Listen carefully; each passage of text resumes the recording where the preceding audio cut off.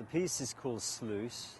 It's a collection of panels which are like canvases, and they're specifically shaped in a way that is intended to explore certain aspects of perspective. Through some people I know in this area, I heard about the Maritime Center, and Chris Marsh, who's a friend and who also worked with me on Spring Island, he'd sort of suggested that maybe I could inquire about possibly doing an installation here.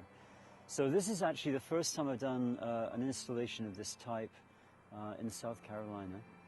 You could say that I've done a lot of the art before it even gets here.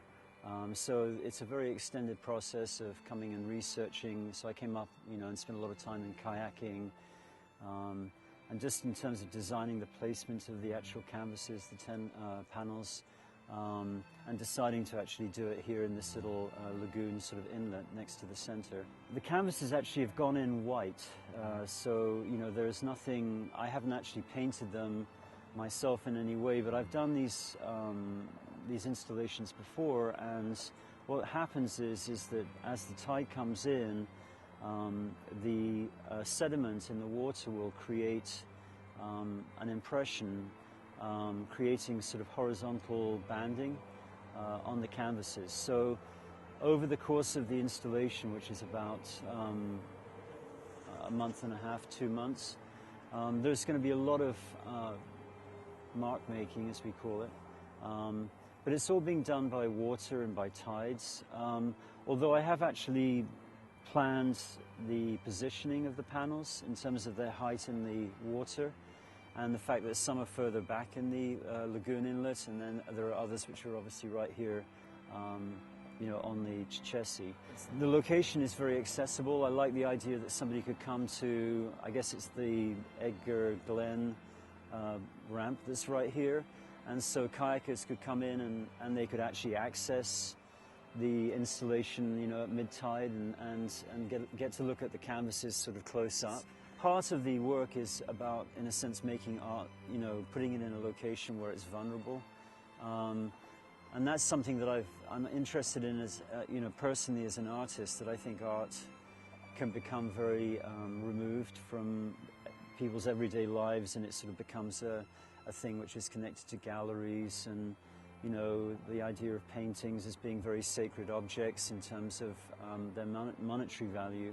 I don't want to make it so that it's that kind of gallery-inspired art. It's more like land art. I mean, the center has been incredible.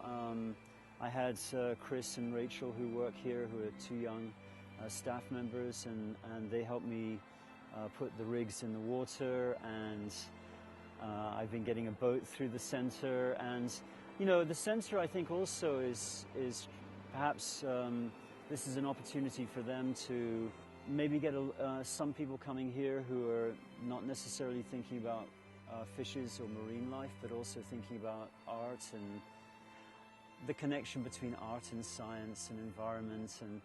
But no, I mean, I'm so happy about this opportunity. It's just wonderful.